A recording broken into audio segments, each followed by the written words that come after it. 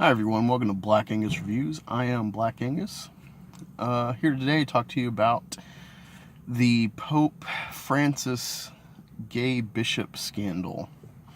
I saw an article about how there was a bishop or cardinal at the Vatican uncovered, or accused at least, I guess it's still being investigated, who has been accused of having a gay orgy and stuff with seminarians at the Vatican. And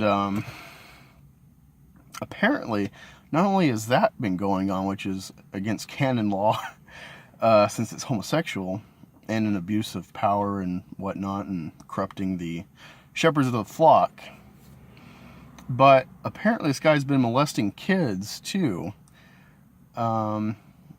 And I'm going to put a link in of the video from Daily Wire Ben Shapiro. See, talk about this more in depth, and really great video. But apparently the Vatican knew for years about this whole Pennsylvania sex abuse scandal that was going on for decades, including child porn being photographed or filmed in the churches.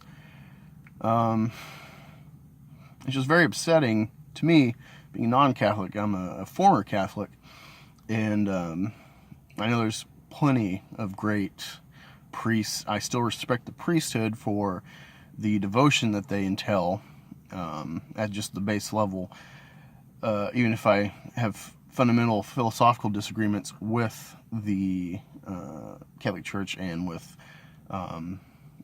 Christendom in general for certain things. But it's upsetting to me because I believe, if people leave any religion or come to it, it should be for personal revelation and not leaving because of essentially bad PR by misgivings, misdeeds by their leaders that have nothing to do inherently with the philosophy that they're promoting or representing. It's very sad to me. And it's crazy because I've been planning on doing a review about this book called To Change the Church, where a guy is very critical, as a convert to Catholicism, very critical about the workings and mechanizations that Pope Francis has been working on in his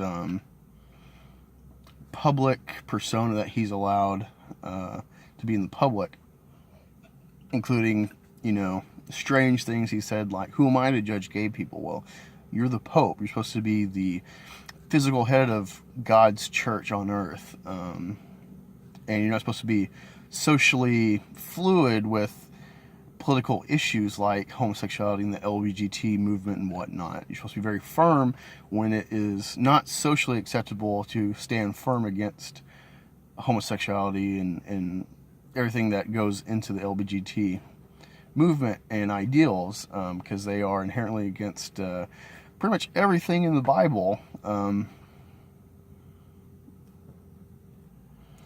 the reason I'm going to link this Ben Shapiro video is because, crazily enough, this whole headline with the Pope apparently knowing about this bishop and his homosexual activities with seminarians in the Vatican and his molestation accusations, along with the Pope apparently removing him from the essentially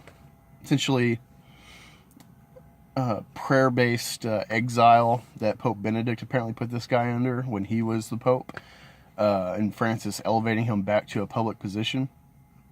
But apparently it's becoming like sort of like the Star Wars fandom in the mainstream media, where the New York Times is trying to say, the conservatives are weaponizing this because they're afraid of, the association, the correlation at least, not causation, but the correlation with homosexual priests and molestation accusations and misgivings, misdeeds in the church that is prevalent as of late.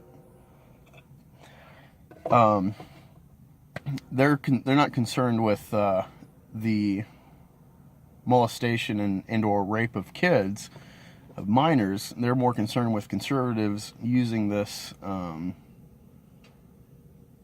for their ulterior political motives. They're not concerned with the molestation and fixing that in the church or whatnot. They're more trying to protect Francis because he is kind of like an Obama type figure in the sense of he's a good figurehead for their ideals. They're more focused on the political traction that it can enable the conservative half of Catholicism and people in general than just fixing this issue. And it's very reminiscent of the Star Wars fandom with The Last Jedi, where for going on a year now, they've been trying to call anyone who's against The Last Jedi and critical of it as racist, misogynistic, any other ist word that's negative in response to that movie, and they're calling them vocal minority. And the mainstream media is using the same wording, the same vernacular to talk about people concerned with this stuff. And it's just, the parallels are crazy right now. And I just had to talk about it to y'all for a minute. And I wanted to hear y'all's response in the comments below and your thoughts. Let's start a discussion about this stuff, because this is going to probably tie in more with the book review I plan to do someday. It's just I'm in school, so I don't have a lot of time. But yeah, I'd like to hear your thoughts. Be sure to like and subscribe if you're interested in this type of stuff. And be sure to check out the Facebook page, Black Angus Reviews. I'm Black Angus. Have a great day.